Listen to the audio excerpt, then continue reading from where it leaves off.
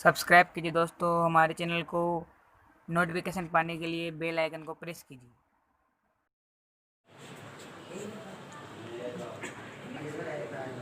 हाँ तो बच्चों, कक्षा 8 के लिए हम गणित विषय पढ़ेंगे।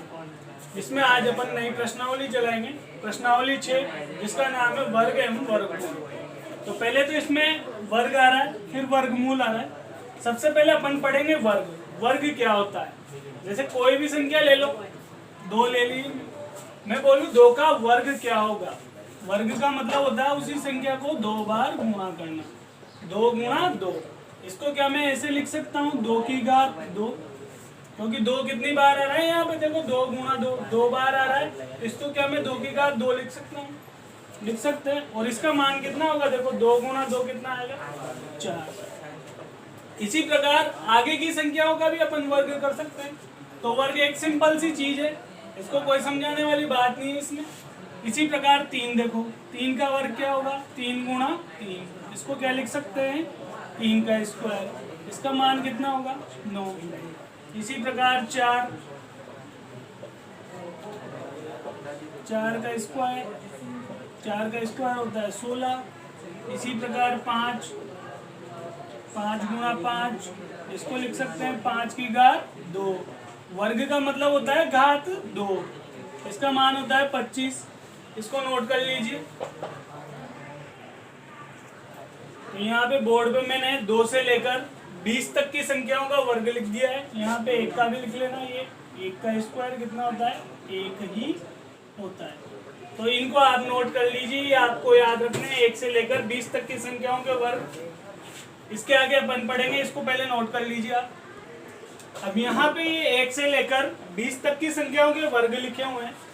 इन सभी संख्याओं में आप एक चीज देखना, जो भी वर्ग संख्या इधर आ रही है इनको बोलते हैं अपन पूर्ण वर्ग संख्या। क्या बोलते हैं? पूर्ण वर्ग संख्या। अब इनमें एक चीज देखना, इन सभी संख्याओं में इकाई के अंक देखो। इकाई के अंक क्या क्या आ रहे हैं? 0 आ रहा है, 1 आ रहा है, 1 के बाद 4 आ रहा है, 4 के बाद 5 आ रहा है, फिर 6 आ रहा है, 6 के बाद 9 आ रहा है।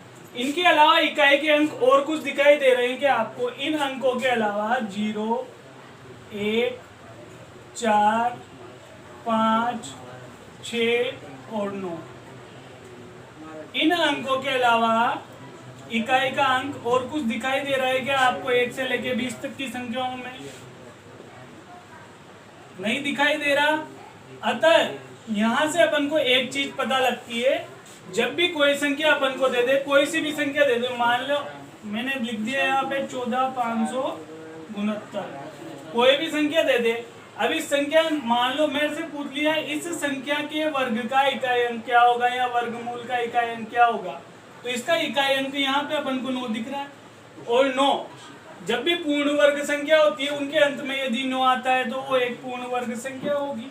तो अपन इसको देख के ही बता सकते हैं, हाँ ये एक पूर्ण वर्ग संख्या होगी। तो आपको तो ये अंक याद रखने हैं, 0, 1, 4, 5, 6, 9। इसको ऐसे भी याद कर सकते हो, 0, 14, 56, 9। यदि ये अंक इकाई का अंक हो किसी संख्या का, तो वो एक पूर्ण वर्ग संख्या होगी। इनके अलावा पूर्ण वर्ग संख्या में कोई अंक नहीं आता है। आप देख सकते हो यहाँ पर 20 तक तो मैंने लिख दिए।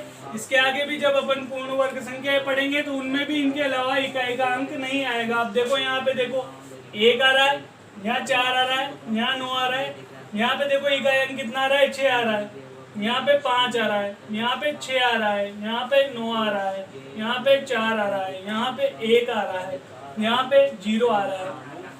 यहाँ पे देखो 1, 4, 9, 6, 5, 6, 9, 4, 1, 0। इन्हीं में से कोई ना कोई इकाई का अंक है, इनके अलावा नहीं है। तो ये आपको याद रखना है, नोट कर लीजिए इसे। अब यहाँ पर देखिए, यदि कोई संख्या 0, 1, 4, 5, 6, 9 पर समाप्त होती है तो वह पूर्ण संख्या होगी। ये अपन ने सीख लिया था। अब इसके आगे देखो, ये वापस 1 से लेके 20 तक की संख्याओं के वर्ग यहाँ पर लिखे हुए हैं। अपन इसमें से कुछ नियम और बनाएंगे। एक नियम तो ये निकाल ही लिया, अब दूसरा नियम देखिए। यहाँ पे देखिए, ये जो 1 है इसका वर्गमूल क्या होगा? 1 ही होगा। या फिर ऐसे बोल दो, 1 का स्क्वायर कितना होगा? 1। अब 1 इसमें देखो और कौन सी वर्ग में आ रहा है? 1 यहाँ पे आ रहा है और एक यहाँ पे आ रहा है। इसी प्रकार इधर चलो, एक यहाँ पे आ रहा है अंत में और एक यहाँ पे आ रहा है। तो यहाँ से कुछ एनालिसिस हो रहा है क्या? देखिए आप, जब भी यहाँ पे पीछे एक आएगा तो वो किसका वर्ग होगा? एक का होगा। और जब भी पीछे एक आएगा वो किसका वर्ग होगा? 9 का वर्ग होगा। तो मैं यहाँ पे लिख सकता हूं, यदि संख्या के अंत में 1 या 9 1 आए तो वह जिसकी वर्ग संख्या होगी उसका इकाई का अंक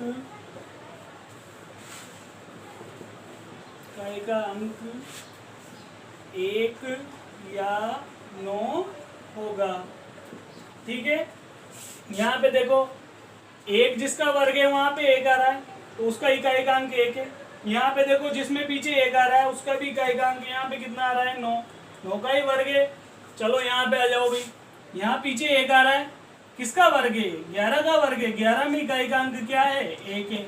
इसी प्रकार यहाँ पे देखो पीछे एक आ रहा है, ये किसका वर्ग है? 19 का। 19 में इकाई का अंक क्या आ रहा है? 9 आ रहा है। तो आपको याद रखना है, यदि किसी संख्या के अंत में 1 आए तो वह जिसकी वर्ग संख्या होगी उसका इकाई का अंक क्या होगा? 1 या 9 होगा। एक नियम ये बन गया। इसी प्रकार अगला नियम देखिए, इसको नोट कर लीजिए पहले। इसी प्रकार अगला नियम देखिए, अगला नियम है, यदि कोई संख्या 6 पर समाप्त होती है। अब यहाँ पे देखो 6 पर कौन कौन सी संख्या समाप्त हो रही है? एक तो ये हो रही है और एक ये हो रही है। इधर आ जाओ, इधर एक ये हो रही है, एक ये हो रही है। अब मैंने लिखा है, यदि कोई संख्या 6 पर समाप्त होती है तो वह जिस संख्या का वर्ग है उसका इकाई का अंक 4 या 6 होगा। अब यहाँ पे देखो 16 किसका वर्ग है? 4 का वर्ग है। तो इकाई का अंक क्या होगा? या तो 4 होगा या 6 होगा, यही बोला है मैंने। यहाँ पे भी पीछे 6 आ रहा है, इसका वर्ग क्या है? 6 का स्क्वायर होता है 36। तो यहाँ पे देखो 4 आ रहा है, 6 आ रहा है। अब यहाँ पे देखो 100 चिन्ह में किसका वर्ग है? 14 का वर्ग है। 14 में इकाई का अंक क्या आ रहा है? 4 आ रहा है। 256 किसका वर्ग है? 16 का वर्ग है, लेकिन इकाई का अंक क्या आ रहा है? इसका 6 आ रहा है। मतलब जब भी किसी संख्या, कोई संख्या अंत में 6 पर समाप्त हो रही हो तो वह जिस संख्या का वर्ग होगा ना उसका इकाई का अंक क्या होगा? या तो 4 होगा या 6 होगा। तो इस नियम को भी आप नोट कर लीजिए। अब यहाँ पे देखिए अपन सीखेंगे वर्ग संख्याओं के बीच की संख्याएं ज्ञात करना। अब कैसे करेंगे? पहले यहाँ पे देखो 4 का वर्ग माइनस 3 का वर्ग लिख दिया मैंने। 4 का वर्ग कितना होता है? 16 होता है। और 3 का वर्ग कितना होता है? 9 होता है। अपन क्या पढ़ेंगे? वर्ग संख्याओं के बीच की संख्या, मतलब ये जो दो वर्ग संख्याएं हैं इनके बीच में कौन कौन सी संख्या है। तो देखो 4 का वर्ग 16, 3 का वर्ग 9। 16 में से 9 घटाया तो कितना बचा? 7। अब यहाँ पे देखो 9 और 16 के बीच में कौन कौन सी संख्याएं बाकी रही? 9 के बाद 10, 11, 12, 13, 14, 15, इसके अलावा कोई संख्या नहीं रही। अब इन संख्याओं को गिनो, ये संख्याएं कितनी आ रही है? 1 2 3 4 5 6, कितनी संख्याएं आ रही है? 6। इसी प्रकार मैंने अगला क्वेश्चन लिखा है यहाँ पे, 9 का वर्ग माइनस 8 का वर्ग। 9 का वर्ग कितना होता है? 81। 8 का वर्ग कितना होता है? 64। तो 81 में से 64 घटाए तो कितना बचता है? 17। अब लेकिन देखिए यहाँ पे 64 से 81 के बीच में कौन कौन सी संख्या है? 65, 66, 67, ऐसे 80 तक है। अब इन संख्याओं को गिनो, इन संख्याओं का मान कितना आ रहा है? इनको गिनेंगे अपन। 1 2 3 4 5 6 7 8 9 10 12 13 14 15 16, ये टोटल संख्या कितनी आ रही है? 16। अब यहाँ से अपन एक नियम बनाएंगे नया। जब भी हम दो क्रमागत संख्याओं के वर्गों का बीच की संख्या ज्ञात करेंगे तो वो कैसे प्राप्त होगी? देखो यहाँ पे 4 है, यहाँ पे 3 है। मान लो मैं इसको n मान लेता हूँ, ये n का स्क्वायर। तो ये देखो n में 1 जोड़ रहे हैं अपन, ये n है तो n में 1 जोड़ते ही 4 आएगा, नहीं आएगा? n बराबर 3 है मान लो, तो 4 को क्या लिखेंगे अपन? n+1, ये लिखेंगे। तो ये n+1 का स्क्वायर, मतलब n+1 के स्क्वायर में से यदि अपन n स्क्वायर घटा रहे हैं तो अपने पास क्या बच रहा है, यहाँ पे देखना 2n+1 यही बचेगा। अब ये कैसे बचेगा इसको देखना, n बराबर यहाँ पे 3 ले लो आप, ये रहा, ये 3 का स्क्वायर हो जाएगा और ये 4 का स्क्वायर हो जाएगा। अब देखो यहाँ पे 2 गुणा 3 प्लस 1, तो क्या है 6 प्लस 1 7 हो गया। यही प्राप्त हो रहा है यहाँ पे, इन दोनों के स्क्वायर को घटा रहे तो अपन, तो n+1 का स्क्वायर माइनस n स्क्वायर किया तो ये क्या प्राप्त हुआ, 2n+1। अब इसमें आपको एक चीज याद रखनी है, यहाँ पे जब भी दो क्रमागत संख्याओं के बीच, वर्ग संख्याओं के बीच अपन से संख्याएं पूछी जाए तो वो क्या प्राप्त होंगी, तो वो अपन को क्या प्राप्त होगी, 2n प्राप्त होगी। क्यों, क्योंकि देखो यहाँ पे 6 आ रहा है और इनके बीच का अंतर क्या आ रहा है, 7 आ रहा है। 7 तो अंतर आ रहा है लेकिन संख्या इनके बीच में कितनी है, 6 है, मतलब 7 से 1 कम है, तो 2n+1 प्राप्त होती है संख्या है। तो इसमें से 1 घटा दो क्योंकि 1 अपने पास कम प्राप्त होगी, तो 1 घटा दे क्या बचेगा, 2n। तो अपन क्या लिख देंगे यहाँ पर, 2 क्रमागत वर्गों के बीच की संख्याएं 2n होती है। ये आपको याद रखना है, सिर्फ इसको नोट कर लीजिए।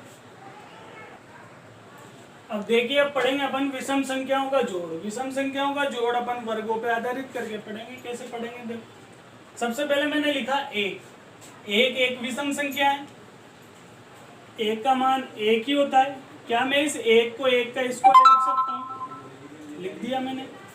अब आगे आ जाओ, 1 के बाद अगली विषम संख्या क्या आएगी, 3 आएगी, मतलब पहली तो 1 है और दूसरी क्या है 3। मैंने 1 में 3 जोड़ दिया, मतलब पहली 2 विषम संख्याओं को मैंने क्या कर दिया, जोड़ दिया। तो पहली 2 विषम संख्याओं को जोड़ा तो कितना आ रहा है, 3 और 1 4। 4 किसका वर्ग होता है, क्या 2 का वर्ग होता है, क्या 2 का वर्ग होता है ना। अब इसी प्रकार पहली 3 विषम संख्या ले लो। पहली 3 विषम संख्या क्या होगी, 1 3 और 5। पहली 3 विषम संख्याओं को जोड़ो, कितना होगा, 3 और 1 4, 4 और 5 9। तो 9 किसका वर्ग होगा, 3 का वर्ग होगा। इसी प्रकार ये 4 विषम संख्याएं ले लो। पहली 4 विषम संख्याएं, 3 और 1 4 और 5 9 और 7 16। 16 किसका वर्ग होता है, 4 का।